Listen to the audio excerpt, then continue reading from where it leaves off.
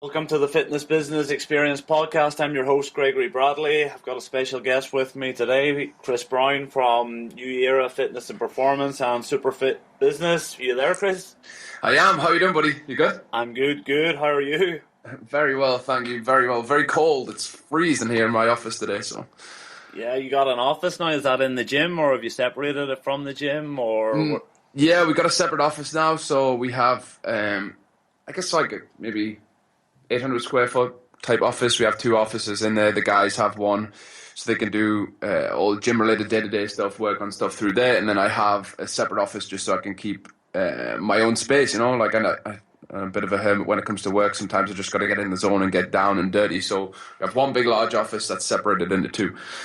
Cool, sounds good. I suppose you've been crushing it since about 4:30 in the morning, or what time are you up today? I actually had a little bit of a lie-in today, so those that don't know, my partner Danielle, she's pregnant, so she's like 20 weeks pregnant. So me getting up that time sometimes can disturb her sleep. So I decided this morning I'd take a little lie-in and allow her to have some unbroken sleep. So changed the schedule slightly, going training this afternoon. But normally I'd be getting up early, like 4:30, and going training for like 5:15, something like that. Good stuff. Well, congratulations. I've already said that. But if you want to maybe give us a bit of a day in the life, what does a day in the life look like for Chris Brown? Basically, I'll get up usually around the 4:30, 5 o'clock, like we say. Normally, I'd get up and just head straight out of the gym. I made a shift to my schedule recently. I used to always do like breathing meditation study early on in the morning. That was like the first thing that I did. But I just felt like that side of things was incredible, but my training would always suffer later in the day. Yeah. So I have like a mindset right now that the most important thing that I need to crack in my life, I'll put the very first thing of the day. So, for example, like the training was suffering for a little while, so I made that the very first thing that I did, so I didn't have to think about it. I just get up and go. For a long time, I wasn't really getting that focused. I was the type of person who would be, I don't know, just getting up and working on the next available thing that I needed to work on. It'd be a little bit unfocused and all over the place. So for a long time, I made my schedule and organization for the day like the very first thing I did. So I guess the very first thing is just the most important thing that's going on in my life right now that I need to master. That's kind of the early thing. And then straight after that, I would plan out my day, head down to the office around about 8 o'clock, and then work on kind of biggest projects. So I have like 1 hour of each. I have 3 1-hour blocks that I really work each day. So for anybody that's tuning in and want to know how I get a lot done, I basically have 3 1-hour lockdowns where I just don't do anything. Like phone is off, computer's off completely. If I need to work on the computer, everything that's possible interruption gets shut off. And then I just work and grind for that hour and just kind of compete against myself for time to see how much I can get done. Gamifying things. What was that, sorry? You're gamifying things then? Yeah, definitely. I just want to basically make sure that I can like progress, you know? There's a lot of times when I reflected at what I was actually getting done in a day, and I'd be like, shit, I had all this time today and all this stuff that I planned out that I wanted to do, but I wasn't getting it done.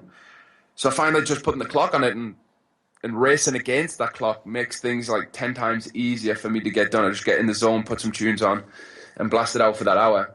And then typically I try and wrap up work around about 4:30, 5 o'clock and get back home. But sometimes, I mean, you know how it goes. Sometimes it goes a little later than that. But typically, because I spent so many years coaching every single evening of the week out till late, I kind of made it a big priority for my life, really, that I was in the house in an evening. Especially, I have a little girl, she's 7, and a new baby on the way. I want to be home and relaxed and chilled out by like the 5:30, 6 o'clock time. Yeah, well, just what I've picked up already from kind of your routine there, you seem obviously to be very self-aware.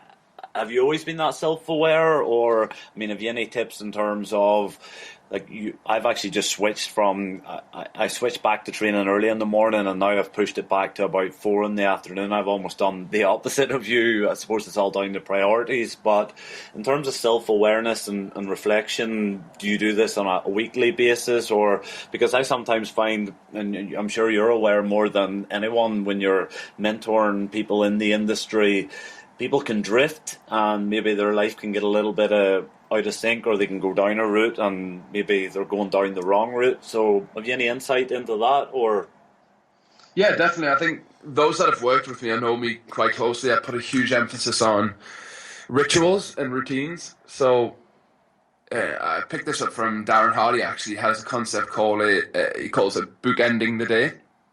So basically, where the start and the end of the day become something of significance, and whatever happens in between doesn't really matter. And the reason being that most of the time we can plan things out, we can plan to do things, but usually something can occur during the day. And if it does, then it can mess up our whole routine and our whole schedule. Now, most people will get stressed out or pissed off or angry at the fact that their schedule's been messed up. But this kind of concept of bookending the day stuck with me about 3-4 years ago, where I'd have a very specific process at the start of the day and the end of the day. And that would allow me to gain clarity at 2 points in a day at which I could make adjustments for the next 24 hours. So, for example, from last night until this morning, like I wrote down everything that so let me just sidestep a little bit. When I'm writing down the things I have to do, I start at a project level. So all of the projects I have going on right now, then I look at the things that I need to do for those projects. I look at the things that are pending from others for those projects. And then I look at the activities that are associated with each of those. So last night, I map all of that out. And then I get to this morning and I revisit last night's process and framework for today. And I ask myself the question, are these still the highest priorities, or has anything changed in the time I've been asleep? I mean, usually that wouldn't be the case, but it can be the case. So then I reassess it and look at it and say, okay, these are the priorities for today. Here's my calendar. Here's the commitments that I have other than the stuff that I've got to work on. And then the end of the day, I'll do kind of a reflective process. What did I get done? What did I waste time doing anything? What took longer than anticipated?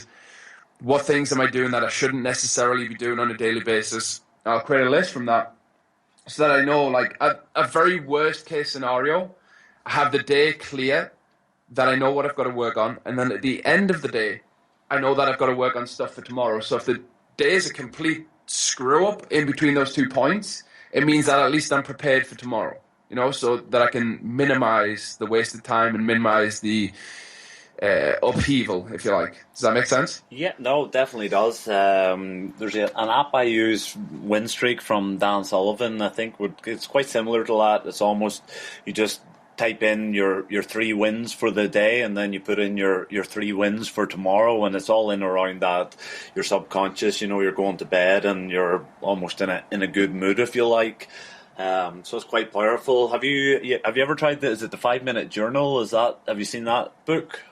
I have seen it, but I haven't tried it. So I have a very specific journaling process that I go through myself. I kind of created it from a mismatch of various different sources. So I guess the ideas aren't unique in concept, but in terms of the structure and process, I find that it's very unique in how it helps me, and it's helped my students massively. One of the biggest things I think people who work with me find is that they think they have X problem.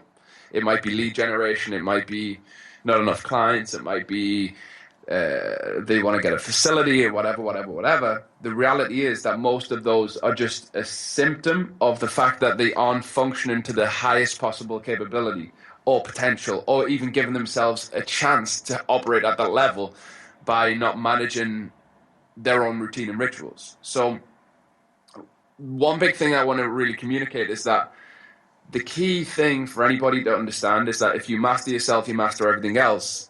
And I figured out that working through a process of, number one, study and gaining insight. So every single day I'll try and read, well, not try, but every single day I'll read something of inspiration, like something on technology or new advances, something of a sideways industry, something that's not related to fitness, something that might be entrepreneurial, like text, something along those lines, like studying billionaires, whatever it might be. Yeah. Something that's likely to give me an insight that I'm not likely to get from the industry I'm operating in. Yeah. And then I'll take those insights and I'll basically go from there and write down those insights. So I'll look for 3 to 5 insights from that study. And then from there, I'll go into gratitude, 3 things I'm grateful for in my life right now, things that I can appreciate.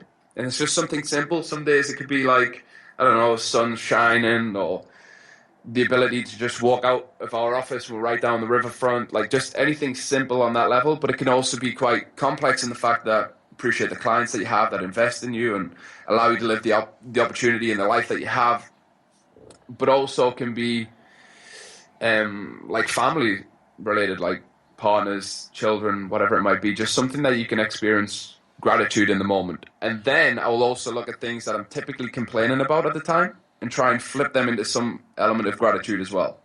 So it's very easy for us to complain about stuff. Here's an example. I'm terrible at DIY. And on Saturday, I was in the gym, probably doing something I shouldn't have really been doing. I was trying to build picture. yeah, I shouldn't have really been doing it, but we just had to get in there and like we restructuring the gym a little bit, and it was something I can do, and we repurposed the old juice bar that we had and created like a reception desk. But I was getting really pissed off because I didn't have the tools, I didn't have everything else, couldn't figure out the plan. I was getting hyper emotional and frustrated and almost melted down just because of this DIY thing. I was acting like a little bitch, really. That I don't really act like any other area of my life other than when it comes to something like that I'm not that skilled in. Yeah. And basically, like bitching, complaining, moaning about that, the thing I've got to be grateful for is the fact that I even have the ability to have a gym that I have to create something for, you know? Like there are a lot of people who would just die for that opportunity to be able to be in the position that I'm in, to be able to work on the gym and build it and work on certain things. But at the moment, in that present time, it felt like hell. Yeah. But in a reflective state, you can look back and say, you know, like I'm appreciative for the ability to even have that opportunity to work on that, you know? Yeah. Do you mind if we even just rewind? I probably should apologise. I maybe didn't give you the best introduction. For you guys that aren't aware, Chris has currently got 2 of his own gyms. I'm doing probably the most in the UK in terms of mentoring other gym owners and fitness professionals. Do you want to maybe just give us a wee bit of a quick kind of how you got to this stage, and then I want to talk both about the perks of and the stresses also of running 2 gyms, and then also I want to discuss the mentoring side of things. But if you can maybe just go back to kind of how you've got to this stage in your career. Absolutely. So been in the industry now since 2008. So this is my 8th full year in the industry. Started out in a health club. I moved to Liverpool from the northeast. Started in a health club. Worked there for near 2 years. Had a fallout with management, and they literally sacked me on the spot. So all of the clients that I had, I was no longer able to train. I wasn't even allowed entry from the point that I was sacked. I had clients in the afternoon that day, and they literally terminated my contract and said I had to make alternative arrangements for clients. So there was a real crossroads after 2 years, really wasting time. I mean, largely all I would do that time would be play table tennis and mess around with the cleaners and the gym instructors. And it was kind of I guess, if I look back, like an arrogant ego time where I just felt like I knew everything and there was nothing else to learn. And I kind of got into personal training as a stopgap, and I wasn't really sure where it would go at all. Then when I had my contract terminated, it was a real big shift that I had to focus on new direction because I didn't have a gym available, I didn't have anything available, and I decided to start an outdoor boot camp at that time, and this was around about 2009, 2010, something along those kind of, I think it was end of 2009, beginning of 2010. Yeah. And started this online boot camp. I had no income whatsoever, and literally after a short period of time, that boot camp grew, scaled, and over a period of a couple of years, we got that to 6 figures. And then from there, myself and a guy called Paul Maud, who I'm sure you'll have on at some point, we grew a company called Fitness Camp Academy, 20 different locations across the UK. And at this point, Paul was going through some health challenges and some things that he was dealing with. And I was like fairly busy with my own stuff, you know, the boot camps that I was running, and I put a lot of time and energy into other people and growing their businesses.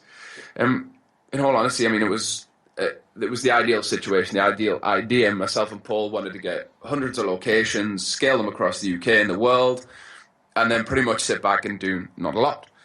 The reality was that it was completely different to how we anticipated, and it was a complete headache. So the people that we had on board weren't necessarily the right people, and if anyone's listened to it, I mean, that was a kind of a period in time in our life that I guess we learned a lot from. And it wasn't that necessarily the people that we had on board were horrible.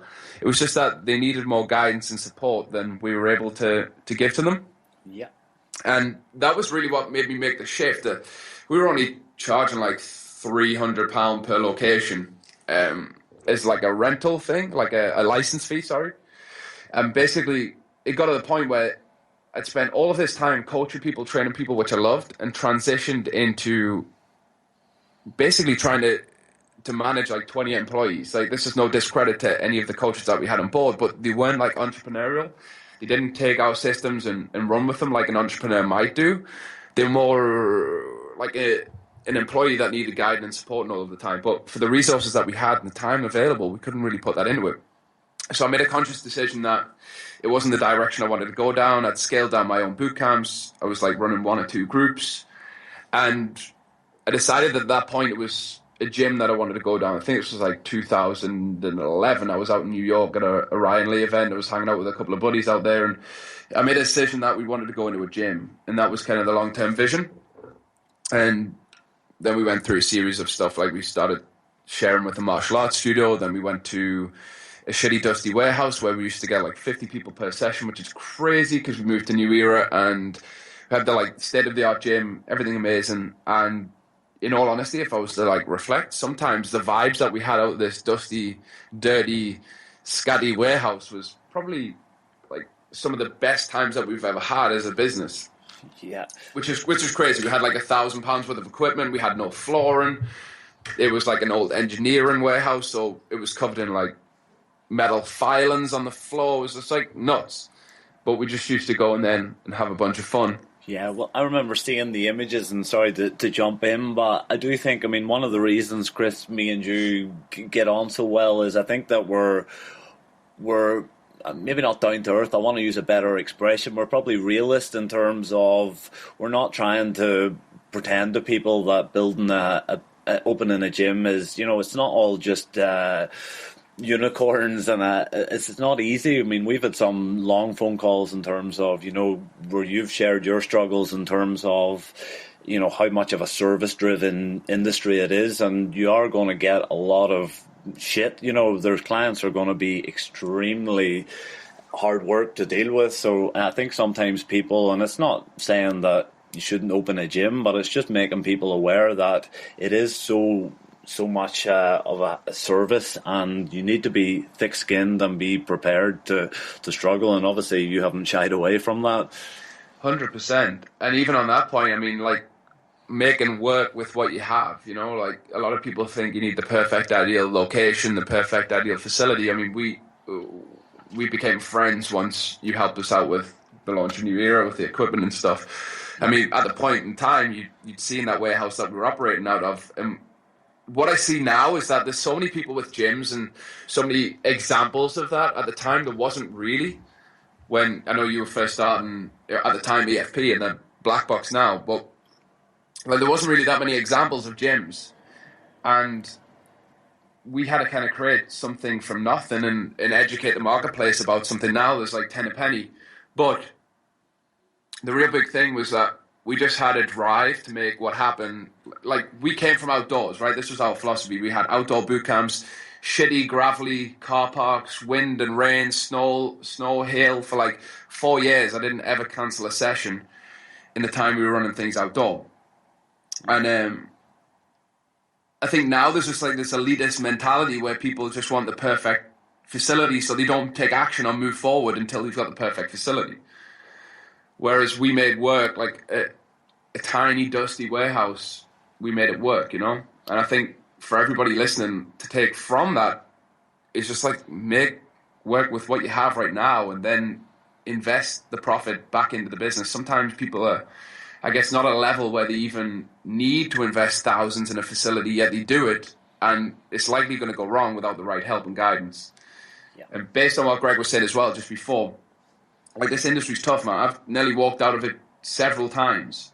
Like, literally, I mean, even just going back as far as like 15 months ago, we had a big ordeal with our clients, and it got to the point where I guess it was only the resilience and the desire to show people that they couldn't crush me, that I kept on going. And it was a very like touch and go thing of me walking away from the whole gym completely. Yeah, no, definitely. That's something that I want this podcast to be. You know, I don't want people to think, obviously, people maybe think I have an ulterior motive in terms of selling equipment, but most of the time when I'm dealing with people that maybe, well, if they don't have mentoring, it's making them aware that, you know, this isn't easy. And, you know, the days of, you know, getting out of gym and making easy money, I don't even know if it happens in America, but it's not common here. So in terms of, have you any advice for people that if they are wanting to open their own facility, and I know obviously you do offer mentoring, but what would be your kind of advice in terms, I know there's some maybe different business models, even if you want to just cover the business model that you encourage your guys to adopt? Yeah, so I mean, first and foremost, above and beyond everything else, is really truly understanding that it is the direction you want to go. One of the biggest mistakes, and I'm sure you get this all the time, Greg, is that people build the gym they want as opposed to the gym that the clients actually will benefit from. Yeah. So the order equipment that they would use that might not necessarily fit the general population that they're going after. Yeah, 100%. So they spend thousands and thousands of pounds on unnecessary equipment, machines, and they expect the facility to be £50,000 worth of investment and this, that, and the other. But the reality is, you could start a gym for relatively small investment, and that would always be my advice to people: is like, make it the best it can be with the minimum amount of investment that is possibly needed. And then build upon it from there. Like, use the profits. Once you've proven that you can make it work, then use the profits that you've generated to get more equipment. Don't just go and drop your life savings on a gym and then expect it to work because you've got the best equipment. That ain't going to happen. It always comes down to culture and your ability to coach people before it is the equipment. There's so many gyms that are kitted out to the hilts, but the reality is the model's broken. It's a flawed model that we live in within the fitness industry in a general state that health clubs are now suffering. Like, look at the health club industry. We went from a period of time when it was like £40 to £50. It was based on facilities. If you went and seen a membership consultant in a gym, they would take you around, show you the treadmill, show you the bike, show you the studio. Where now we're getting to a point where it's like no frill gyms. Like, health clubs are becoming no frills. We've got the likes of Pure Gym, $9.99 a month, 24/7 gyms. Like, that's the reality. It's disrupted the whole game. And if we look at industries like the taxi industry, Uber's disrupted it. We look at Airbnb, they've disrupted the hotel game. There's so many disruptors in terms of technology and direction going on that you've got to really understand and say, like, look, if we're going to build a facility, it's not just about having the best equipment, but the best culture, the best coaching. It's not about being the cheapest around. It's about being and I'm not even going to say the best because that's just such an ego thing to say, but it's not about being the cheapest. It's about being the best placed solution for your potential clients, the people that you truly want to help. And once value is evident, price is never really an issue. So as long as you have value and you're able to have value superseding cost, you'll never have an issue selling what you do. But you've got to realize, like, the further we go down this industry, the more competitive it becomes. And there are gyms being started every day of the week, and there are people out there who are prepared to work for £7, £8, £9, £10 an hour because they'd rather do fitness for £7, £8, £9, £10 per hour than do an everyday 9-to-5 job for that amount. Yeah, no, that's some great advice. What kind of Chris is talking about there, the industry, especially if, obviously, it's people that will be starting out in the industry. The industry is pretty much split in two, like the hotel or airplane sort of industries, in that you either go in for the very low cost, which always is a no-go for anyone starting out in the industry, unless you've got, you know, hundreds of thousands of pounds. You can't compete with these guys in terms of your offering, whereas you need to be adding as much value, creating the community.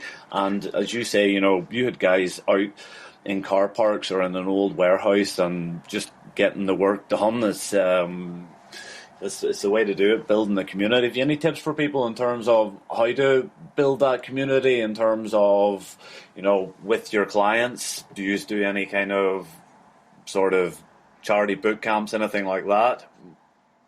We've done a few things over the years to do it. One of the biggest things that I think we've done is really had like I guess a service-based mindset. So we want to build a culture that we're here to serve and support as opposed to just deliver exercise. It's way more than that. So like we encompass everything from, I guess it's a loose term, but life coaching based kind of philosophies coupled with training. And I think if you're able to make an impact on a higher level and really help people change and grow, then normally, and I say normally because we've had issues where this has gone completely against us, but you have an affinity with a person where they have a loyalty. So if you're able to create such an impact in someone's life and do so in a way that they have fun and it suits them and it fits within their lifestyle, then usually you'll be able to build a culture and a community from that. And why I'm saying usually and likely is because, I mean, we've had it in the past where it backfires from us, but you've just got to maintain that really you want your philosophies, like, and let me sidestep a little bit again. If you're just serving people with fitness and diets, you're the most competable person in the world. So we're not even talking about gyms you're competing against, but you're competing against Weight Watchers, you're competing against Slimming World, health clubs, exercise classes, church hall classes, like little independents. You're competing against 5K runners, 10K runners, running clubs, all of these people. Whereas if you really go specifically after transformation or a very specific outcome for people, or you want to get people stronger or whatever it might be, or you get people shredded, like you have a very tight mission of who you want to like of what you want to achieve with people. I think that's going to stand out far better, and you're going to be able to build a community. Because if you're just offering generic solutions, like people aren't going to stay around anyway. Yep. Like it's unlikely that you're able to build a culture around people who are invested at a low level, who are just there for the odd exercise class every now and then, and turn up when they can be asked. You really have to provide a solution of which you have depth with that person. You have constant communication with that person. You have constant relationship building with that person. Yeah. Does that make sense? Yeah, definitely does. I think, is there any chance you could be a little bit more specific in terms of what the offering is with New Era in terms of the small group and the large group? Just for people that are maybe, trying to maximize their own kind of setup in terms of, we know it's working very well for you guys and a lot of your clients as well. Yeah, so absolutely. We really focus on one or two things, and like if I was to go top level, I can show you what we do, but I can also show you how you can get a variation of what we do as well. Yeah. So we basically have two primary programs that we run, which are group training based, and we have our team training and our signature program, which I kind of coined that term a few years back working with a lot of students, something that you're renowned for, you're known for, and you are associated with getting a very specific result. So whether you help people with diabetes, or you help people with PCOS, or you help people get stronger, whatever it might be, something that you're associated with, and you create a signature solution around that. But basically we have team training, which is like our, I guess, boot camp. It's large group up to like 30 people. We charge $80 a month for that. And then we have our rugged and barbell programs, which are our signature programs. The kind of the exact same, but gender specific. So the structure and the strategy is exactly the same, but the actual finite details are slightly different based on gender and goal. And those are ran with groups of 12, and they pay $150 a month and train 4 times a week. Yeah. And basically, I mean, I said we can tell you what we're doing, but not everybody has the space that we have to do things. We have 3,000 square foot. We have the 2 programs running side by side. So if you have limited space, really what you've got to ask yourself the question is, how can I take the hourly rate in our facility and make it more than £100 per hour? And basically looking at that means it's going to give more people more leverage than you've ever had before. It means that you can create the income every hour that you're in operation in order to serve your clients in the way that you want by funding a facility and funding the equipment that you want, but also be able to develop a team so that every hour that goes on, you know that you're generating a minimum of £100 per hour. And that's really the basics. You look at the model and say, okay, like how do we make £100 an hour? Well, I know I can train groups of 16 maximum, and I want to train them 3 times a week. So that means we have 12 hours of delivery per month, and we have 16 people. So we do the maths and we figure out what does it take, or what do these 16 people have to pay per month in order to generate £100 per hour. So we look at that, okay, so there's 12 sessions over the period of a month, so that's 1,200. So we take the 1,200 divided by 16, and that will give us somewhat the monthly investment for that person. Does that make sense? Yeah, no, it's golden information. So then, yeah, you have, at that level, those 16 people would have to pay 75 quid a month. Or if we say, okay, we want to make 150 per month, okay, so, 150 per hour, so we go 12 times 150, that means we have to get a monthly, like, a collective monthly investment from that one group of 1,800 quid. So we take that 1,800 divided by 16, and then that gives us 112 per hour. So 112, so 1,800 divided by 16, sorry, that's 112 per month to get 150 per hour. And does that make sense? Yeah, it definitely does. I know one thing in terms of putting prices up, have you any advice? Because I think notoriously everyone in the fitness industry is probably, well, not everyone, but the vast majority would be undervaluing, or, you know, they're not charging what they should be. Any tips for people that maybe are a little bit feeling overworked and they feel that they are maybe undercharging, how to maybe do that with clients? Yeah. Well, let's start a little bit zoomed out and look at why people underprice themselves, and then we can go from there, because the likelihood is that you don't even know that you're underpricing yourself, and you're not even aware of it. So if you're at a level right now where you're not even aware that you're underpriced or undercharging, which you'd find, I mean, I speak to several people per week, and they argue and defend their pricing. Yeah. When they know they have a level of intuition that tells them that they're too cheap, but on a conscious level, they think that is the only option. So the reasons that you would underprice yourself is fear of competition. You would base your prices around the people who are local to you. So you're basing your value based off the value that somebody else values themselves at. Does that make sense? Yeah, yeah. So you're positioning your value against the value of somebody else based on their thoughts of what their value is, which is crazy. Yeah.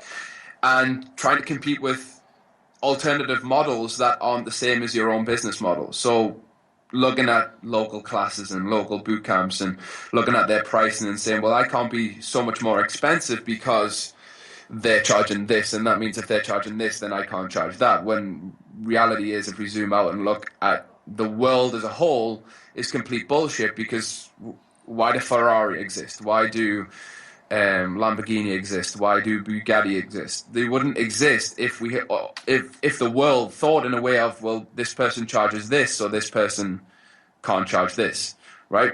Yeah. We're brought up in a world where we believe that the cheapest is the best, right, on an unconscious level. We typically know that expensive things are better quality, but as a whole, 90% of people buy into the thought process that value is the cheapest thing. Isn't that great value? Or isn't that great this? Isn't that great that? When reality is, the cheapest thing often carries the least value, but on a conscious level, we think that people want the cheapest thing. And I'd argue it's quite the opposite. I just think that not enough people provide valuable solutions. So how do you create a service that, I don't know, is £150 a month in a group training format? Well, this is what people do. They go, okay, I'm going to start group training. How much do I think that's worth based on what's around me? What we've got to say is, I want to charge this month. How do I create a service that is worthy of this much per month investment? Yeah, no, it's great advice. I mean, one of the reasons people, and this is in any industry, they're not going to buy from you is, to be frank, they don't trust you. So if you have any tips in terms of how do, if people are going to be putting their prices up, obviously you have to justify this, and in terms of building that trust, in terms of positioning yourself as an expert, how do you recommend for other trainers to be able to justify charging this price? Have you any insights there for us? Yeah, so, I mean, in terms of increasing prices, here's like I guess the long and short of it. Number one, the new people that you've never had an interaction with before won't bat an eyelid because they don't know any different. the current clients that you have are going to be people that present the problem, whether it be a £5 per month increase or a £10 per month increase. They just see it as a level of breaking loyalty and trust. They don't see it as a necessity for the growth of your business. They don't necessarily care that you're working 60 hours a week or anything else. All they care about is what you're doing for them and what they're paying. So the loyalty of current clients can be quite shocking. I mean, most of our issues with our clients, when I mentioned 15 months ago, stemmed from a £10 per month increase. Now, that isn't just the only issue that we had. There was a lot of complexities to it, but the £10 per month increase kind of brought it all to a head. And when increasing your prices, I truly feel like the best way to do this is to create an alternative service, something that's different to what you're currently offering, and create a new price for it, and then give people the option to go to the new service or stay on the current deal that they're on for current clients. I just feel that's the best way, because then you're offering an alternative at a different price and you're not asking them to change anything. But the alternative is more valuable. And you've got to communicate what they miss out on by staying where they are on the current service. So you create an alternative service that's priced differently and has different benefits and value. And then you communicate to them that staying where they are is absolutely fine. You can stay on the current price that they're at, but these are all the things that they'll miss out on that you feel like would be of benefit to them. If they're happy with that, then that's cool. Nothing will change. They'll continue paying what they're paying. But as you move forward, for all new customers, any referrals that they bring on board, this is the deal and this is how it goes down. We no longer sell this old program.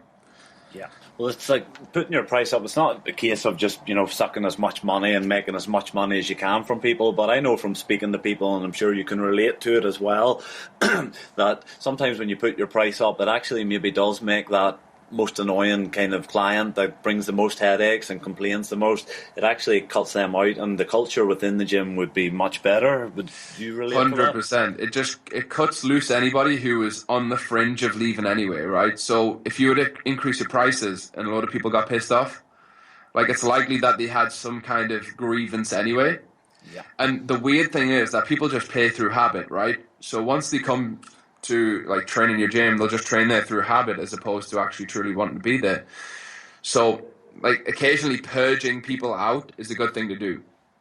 And I guess only like 2.5 years into having New Era, like 4 years or so into having a facility, it like we're always in this constant evolution of like growing massively, losing a big percentage of clients, growing massively, losing a big percentage of clients. But each time we lose clients and each time we grow, the core and the center of what we do gets stronger. Yep. So let's say we started with like 20 of our ideal clients and we had like hundreds of our less than ideal clients that we've acquired as opposed to desired over time. And basically those 80 people, let's say, for example, leave over the course of a year, but then we add another 80 people. So we don't really grow, but what happens is out of those new 80 people that come in, 30 of those people are our perfect ideal clients and 50 of them aren't. Then the year after, you bring on another 80 clients and then 30 of those are your perfect ideal clients and 50 of them aren't. So now you have 80 of your ideal clients, and then it just kind of grows from there. Typically from experience and watching other people's businesses grow, there's like this transitional evolution where the core gets stronger and the fringe people just come and go. Yep. And it's this constant cycle of adding people that are more ideal, removing people that aren't, adding people that are more than ideal and removing people that aren't. So whilst we can get great, fast business results and business growth, you still got to have a long-term mentality. I think because of the way that the industry is and the amount of people who are jumping on the coaching bandwagon from alternative industries or people who've never run a gym or they've been outside of the industry for a period of time and they're not necessarily dealing with the day-to-day ever. Yeah. Having a pulse on it at all, like they'll give you strategies that can cause more stress in addition to the business as opposed to actually take away stress. Yeah, your income goes up. Yeah, you make more money, but at what cost? Yeah. So it's really about understanding that. Yeah, and having this long-term growth of the core of what I call the core of the business, the people that are perfect and ideal. Yeah, it's important. It is. It's a mindset thing with it in the industry and any business. It's a great analogy I like is the importance of farming and not hunting. You know, I think sometimes people are always kind of trying to, it's almost hitting the panic button in terms of looking at the competition. And yeah, it is important to be productively paranoid and have your finger on the pulse in terms of what's happening. But I think it's more important to focus on your business. If we could maybe just segue into lead gen. I know you spend a lot on Facebook ads and that. What's the state of play in lead gen in terms of, can you give the listeners, and most people are going to be in the either gym owners or prospective gym owners, in terms of lead gen, what's kind of hot at the minute, or any insights for us there? Yeah, for sure. I think lead generation's never been easier and never been more difficult at the same time, which is kind of weird. It's never been easier in the fact that we have a multitude of platforms available at our disposal. So we have, I mean, I don't know if many people are on tune with this, but I kind of look at trends and I'm looking at technologies and things that I potentially can invest in. And it's just, it's so exciting to me, the fact that we can have live streaming now. Yeah. And like, it's just multitudes of platforms of which you can do so and build real solid kind of trust with your audience. But there's like, the thing is, when we look at lead generation and Facebook ads, I think, and I wrote this down this morning actually when I was just thinking about some stuff, like a lot of people just think Facebook ads is about sticking up a squeeze page and running traffic to it. Yeah. But it's really about more than that. It's like throwing an advert together won't benefit your long-term business. What will happen is you'll get some clients and pick up some clients. Like we've got some students who came on board. A lady came on board with us in mid-December. She literally has collected £8,000 in new business since the start of January, which is insane. More than double their business. But, it's a big but, that's just like one swallow doesn't make a summer, right? So it's all well and good she made £8,000 this month, but is that likely to happen every month on month? No. Is that likely to be a consistent growth at which a business grows by 8,000 every single month? No. But if we look at the big long-term strategy and understand, well, maybe this is an anomaly, this is kind of a first hit because we've changed the structure and strategy of things. That's why we got such like needle-moving results. But like, how can we maintain at least 60, 70% of those results long-term? And that's when we have to look at putting together more campaigning as opposed to single effort marketing. So looking at marketing as a whole is like a 12-month cycle. What do we need to do today? What do we need to do a month from now? What do we need to do 12 months from now? And with all of the ability to utilize various different lead generation stuff like Facebook, Google, YouTube, we've got Instagram, you've got Periscope, you've got Blab, you've got Facebook Live now, you've got LinkedIn, like email marketing, all of these different channels. Like, what do you actually just need from each of those channels? So if you were to devote an hour or two every single week just looking at the numbers and saying, okay, like out of our Facebook adverts, how many leads did we generate? How many did we close? Out of our Periscope efforts, what did we get in return? And not just looking at leads and sales, but also like potential future value, right? So every campaign that I want to put together, I want to generate potential future value too. So I know that people get mad that they get 10% conversion on squeeze pages, or out of the people who converted on their squeeze page, only like 5 clients signed up, and they ignore the complete value of like what they're adding to the whole bigger picture. So if you have 100 people opt in, but only 10 turn into clients, for example, if you're marketing a report or whatever it might be, well, there's still 90 people there that potentially down the line at some point could bring future value to the business. So I'm always looking at, what am I doing today? And then what is bringing future value also? So like I say, with Periscope efforts, like doing a Periscope today, I might not get a lead today, but what is the accumulative factor of that over a period of 12 months? Yep. Does that make sense? Yeah, no, it definitely does. I mean, lead gen, as you say, it is easy, but also it can be quite difficult. And just in terms of, there are so many different platforms you mentioned there. What's your kind of stance? Do you think people should focus on 1 to 2 platforms, or should there be, personally, I do think yeah, maybe focus, but you do need to be, there's so many touch points where you want to be hitting people, and you don't want to be that single point focus in terms of, i.e., just being on Facebook. Yeah, What's your thoughts there? definitely. I mean, if you look at how the audience behaves, like typically users will use different platforms anyway. So if you see people who are on Twitter, typically they'll not be on Facebook as much. Yeah. And people who are on Facebook typically aren't on Twitter as much. People who are on Instagram typically aren't on either as much. And then you've got like the likes of Snapchat, which you know is getting huge pushes from the likes of Gary Vaynerchuk, and you got to look at the reasons why. But there's just a multitude of platforms. I typically look at this term omnipresence. I'm trying to be as omnipotent and as present as possible on as many platforms as I physically can manage without negative impact on my productivity. Yeah, it is. I mean, in business, we're in a market, and that's everything is market, and I don't want to overplay that, but that is what we're doing. And I think some people, they kind of screw their nose up or think, oh, marketing's a dirty word, or all it is really storytelling, and from those stories that you tell, you're essentially pushing people away from you that maybe aren't right for your business and pulling other people towards you. But as you say, it is maybe important maybe not to spread yourself too thin, because you don't want it, like if you put out a Facebook page there and you're not actually putting content out there, it's as bad as having a bad shop front. But at the same time, you need to be dedicating a lot of time to marketing. It's just the world we're in, and well, personally, I love it, so I don't mind. But I want to maybe move. So that was some great insight, and that was obviously extremely valuable for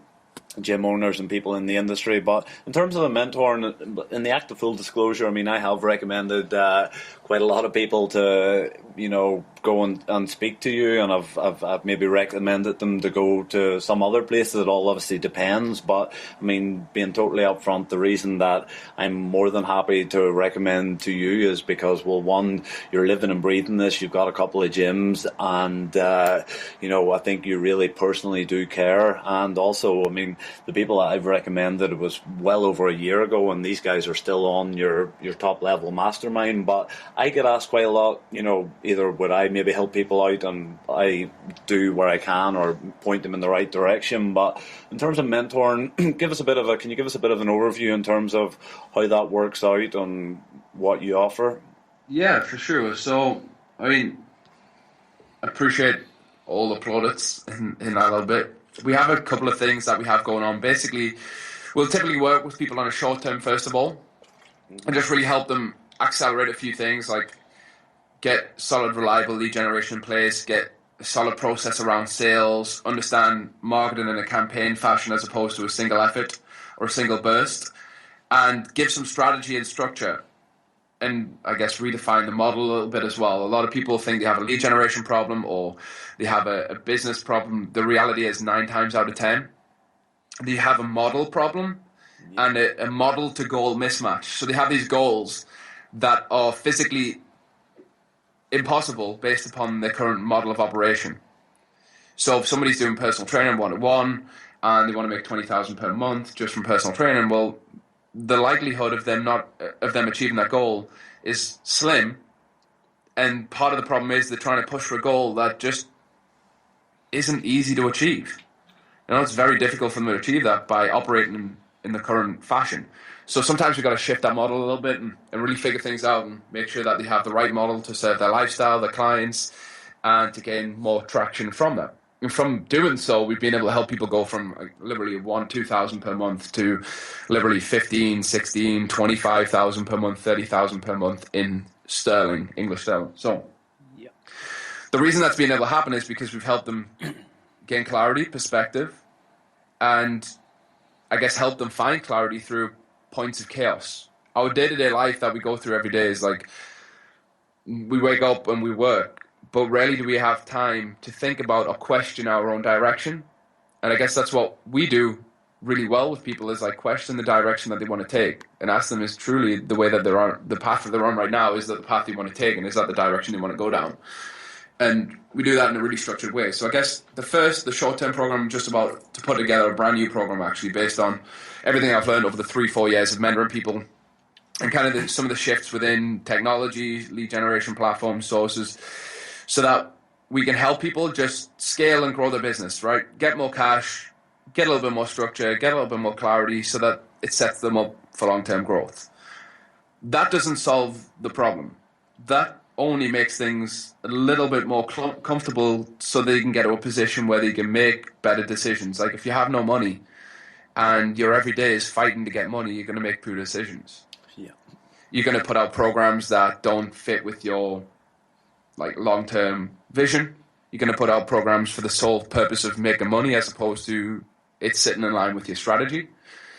So we want to fix that first of all. Then long-term, we have our mastermind.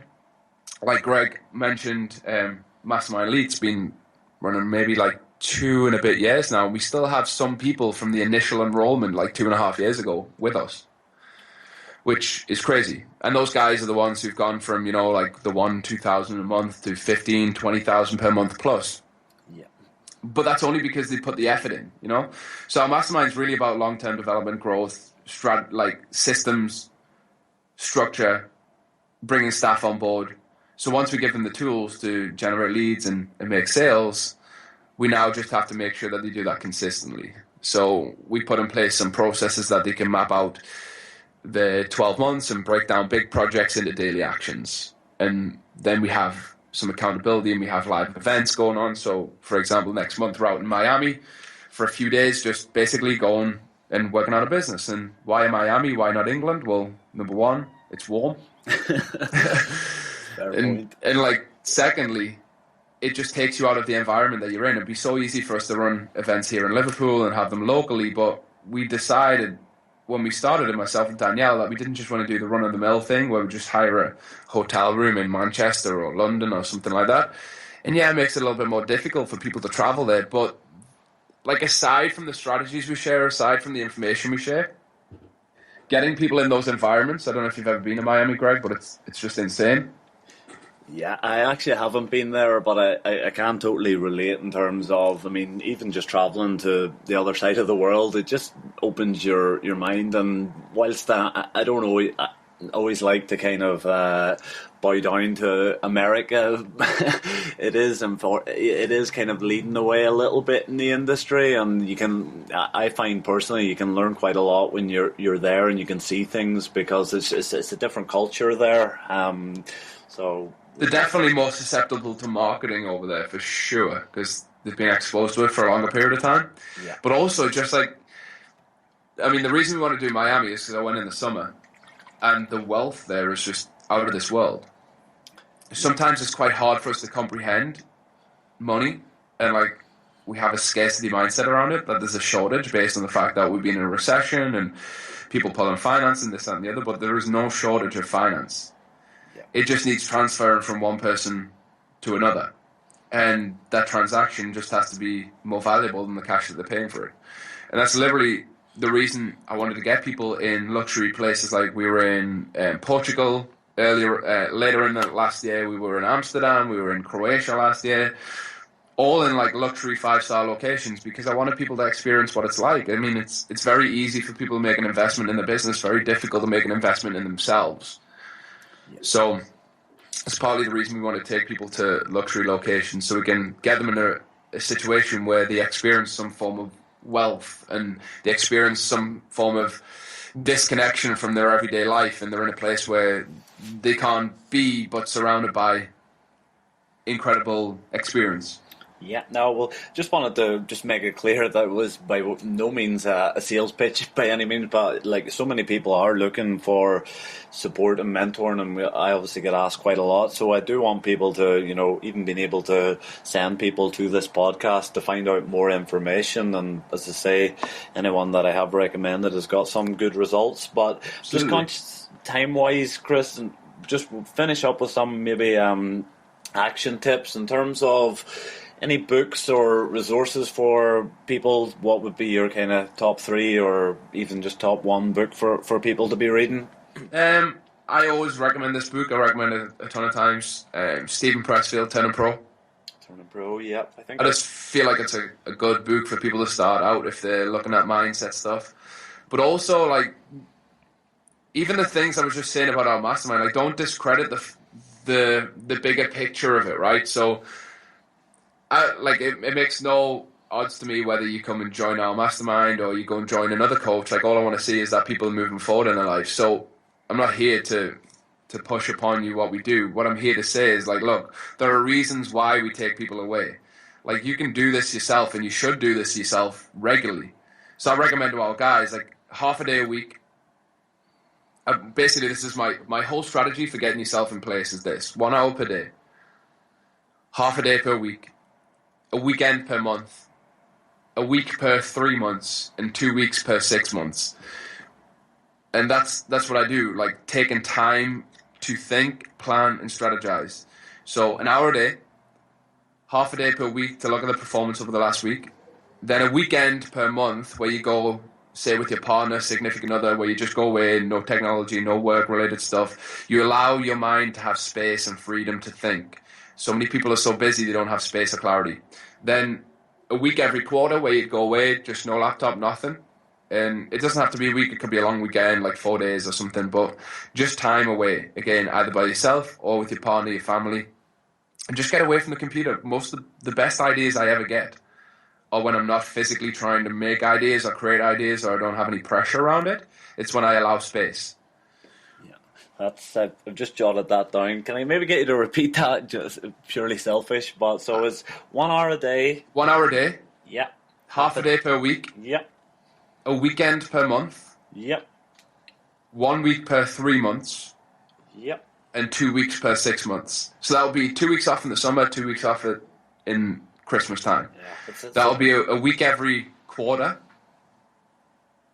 and there'll be a weekend every month. Yeah, it's a really impressive system there. I mean, that I've touched on it previously, but I've recently realized that, like, as you say, the highest value task you can actually do is thinking. I think people constantly get caught up and need to be hustling, but as you say, it's really hard to separate that, isn't it? It's like, yeah, really like that one. So that is a good one. I suppose that probably could be your tip, but I always like to finish on, have you got one tip for people that, and that probably is a great one, but if you have another one, it would be great. Yeah. One tip for people that can maybe plug into their business to either improve their finances or lifestyle. Have you anything for the guys? Absolutely. So for most people, like, that might be unattainable right now. Like, a weekend a month going away, it might be, I don't know, it sometimes can cost 400 or 500 quid, so it can be quite expensive to do so. So what do you do, like this, because this is what everybody ever says, well, that's all well and good, Chris can do that, but I can't do that. Yeah. The reality is, at the time when I started doing this, I couldn't do it. The shift of doing it made me allow myself to be able to do it by creating the structure and being consciously driving my business and life forward. So if you're in this kind of place where you're stuck with the how, I always try and get people out of the how and the detail, try and zoom them out and look at the big picture and say, this is what we're working towards. Don't get bogged up by the how questions. But if you are getting bogged up with the how right now, start by doing this. 1 hour per day is easy for anybody to put aside to themselves. 1 hour per day. Start by reading something for 20 minutes. Start by writing something for 20 minutes. And start by thinking for 20 minutes. There's no pressure to create gratitude or insights or breakthroughs or study anything of any importance. It's just the process, right? Get used to the process. Number 2, everybody can do half a day in a coffee shop every single week. So every Friday, clear schedule. People get so caught up in the fact they must be doing to be earning, when reality is, it's the clarity in space that allows opportunity. So half a day every week where you just go to a coffee shop and think. There's no pressure. Maybe you clear your whole PT schedule on a Friday. I know that's a scary thing to do right now, but trust me, it'll have great benefit. Then maybe you can't do a weekend every month. So maybe what you do is a weekend every 2 months. But work towards every single month. So the start of this year, myself and Danielle sat down with a big year planner and mapped out the exact trips that we were going on. The weekends, the 2 weeks, the 1 week trips. And we're quite fortunate. I mean, when we do our masterminds, we always try and go somewhere that we want to go as well. Yeah. So I'll actually do like a 2-day mastermind, but I'll have a whole week away So I'll have 3 days before the event, I'll have a 2-day event, and then I'll have like 2 days after that as well. But just create processes to work towards that. An hour a day is going to change your life anyway. Half a day a week is going to transform your life completely. The rest of it, if you don't consciously think about putting it in place or you don't map it out in the calendar, will never happen. But just work towards it. I think there's always this thing with people with like, it has to be this or that. It has to be black and white. The reality is it's rarely ever that. So like move with what you have. And I guess this brings it back to what we were talking about with the dusty warehouse. Like move with what you have. Like we don't have ideal situations ever. We don't have ideal scenarios. So life is an accumulation of mishaps and challenges and problems and barriers and blockages. We're never going to have the perfect clean slate, so you just got to work with what you have.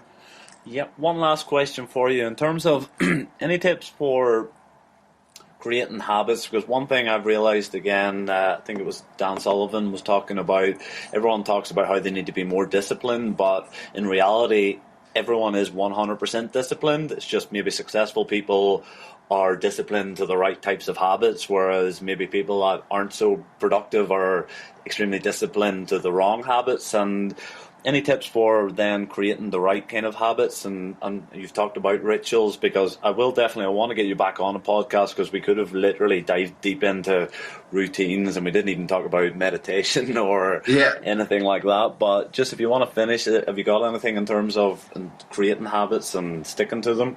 Yeah, so here's something that I do that's kind of next level up from habits. I think this is something I've learned over the last year, really, not much more than the last year. But I mean, we experienced phenomenal growth last year completely across all domains, which allowed us some new opportunities and new things that we're doing in alternative industries. But basically, I used to look at things as like singular habits, like singular things I wanted to change. But now I look at like big picture, like where do I want to consciously drive things forward? So if I have certain habits that don't fit within my whole kind of bigger level ethos, then those have to change. So for example, my communications with people, I want to be present. I want to be audacious in myself, like bold. I want to move boldly and I want to be excited in everything that I'm doing. So any habit that takes me away from being present has to go. Any habit that takes me away from being excited has to go. Anything that prevents me from acting bold has to go. Does that make sense? Yeah. So whilst it's not individual habit change, it's themes. And that's something that I shifted that definitely helped me over the last year, was moving away from trying to change a singular thing to then moving into theme-based stuff. So like if something sits outside of what I value, then that's a habit that's taken me further away from where I need to be. So those habits kind of become more intentions for shift and change. Yeah. Does that make sense? Or is that a bit too conceptual at big level? It's pretty deep, but no, it definitely. I'm thinking about it there, and it is, as you say, it is probably better to look at themes and as opposed to single habits. So you give me some food for thought there, but definitely. I mean, let me just give like an analogy just to position the thought. Yeah. If you look at like a bucket of sand, right? Yeah. What I like, if I look at habits, I think of each habit as like a grain of sand. So if I want to take the sand that's in the bucket and transfer that, and I'm looking at individual grains of sand where like, okay, this is a good grain of sand, this is a bad grain of sand, this is a good grain of sand, this is a bad grain of sand. Like that's not going to be like productive to me moving forward. Yeah. When the reality is like, am I generating the outcomes that I want right now? Well, what collectively are the reasons why? Does this grain of sand sit within my value of a good piece of sand, yes or no? And I'll try and do it as a big level thing. So pour the bucket of sand as opposed to trying to do it individually with a grain. So try to move more things at once without, it's like chunking things, right? So I don't know if you're aware of the concept of chunking. Yeah. So chunk is like 5 to 7 pieces of information plus or minus 2. So anywhere between 3 and 9 pieces of information we can handle. Now, if we look at habits as an individual thing, well, there's always a habit that produces a habit that produces a habit. Like if you're on your phone early morning, as soon as you wake up, then that produces lack of clarity. Lack of clarity produces you to do irrational things. Irrational things produces something else, right? And it's a cascade. So I try to look at the big level thing and say, okay, being on my phone at any point in time when I should be present doesn't sit within my values. So if I remove that, I remove 10 other habits immediately. Yeah, no. So I'm thinking just of the Stephen Convey, the Big Rocks. Just when you're talking about the sand, there, it's a great video. Have you seen it?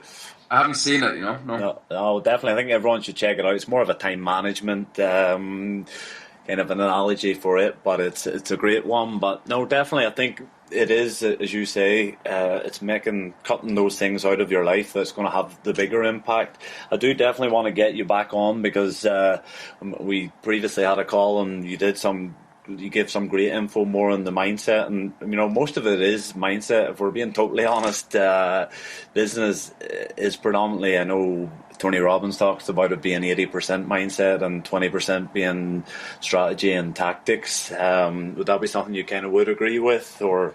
Yeah, I'm a huge mindset guy, man. For a long time, I was studying nutrition training and then figured out that it doesn't matter if you can't get people to stick to it. And then I just shifted all my focus down a kind of self-development route. And really, if I'm honest, I think that's a direction I'll go down the line. I definitely have a couple of books in me on that stuff. I definitely have some thoughts on self-development mindset. But right now I use it as a tool in order for me to achieve the things I need to achieve in business. Sometimes you just got to go through the process and make sure that you can get things done. But mindset's huge, man. Yeah, it definitely is. Well, is there anywhere, where can the guys find out a little bit more from you? I'll obviously put in a link to you on the blog post, but if you want to give yourself a bit of a plug there. Yes, so we have a website, superfitbusiness.com. It's going through some construction right now, so if you visit there, it may not be fully functioning. Making it a big thing in 2016 to finally get a website that I'm happy with. Change things a ton of times. I'm just trying to make it a little bit more intuitive and user-friendly, so go there. Or my email, just if you want to directly hit me up, is chris@superfitbusiness.com, and I'll get Greg to hit up all my Facebook stuff in the link in the bio so we can connect via there. Good stuff, good stuff. Well, thank you very much for taking the time. I think we just went over an hour and 10 minutes, but extremely valuable, and I definitely do want to get you on for part 2 in the very near future. Absolutely, man. I'd love to. Thank you very much. We'll chat soon, Chris. Appreciate it, buddy. Thank you. Cheers.